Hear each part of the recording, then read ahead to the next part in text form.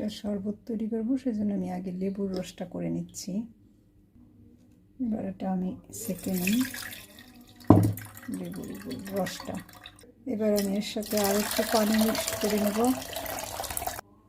দিয়ে দেবো pink salt, বেশ খানিকটা দিচ্ছি। দিয়ে দেবো মধু।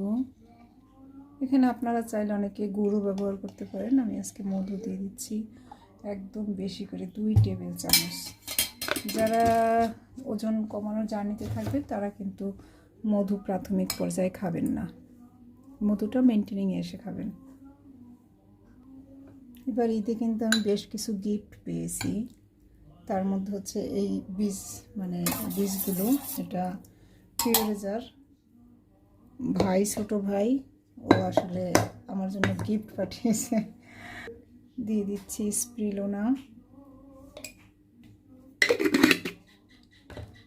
এবার এটা আমি ব্লেন্ড করে নেব।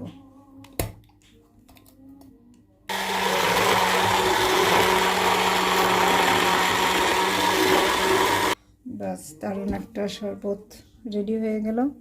ড্রাই ফাস্টিংয়ের পর এরকম শরবত আপনারা নিতে পারেন।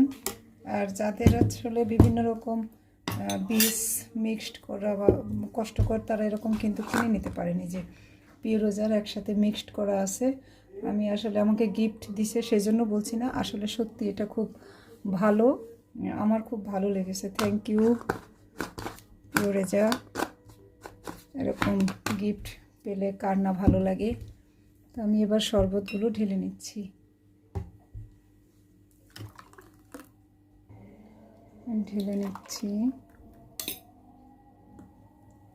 চমৎকার শরবত,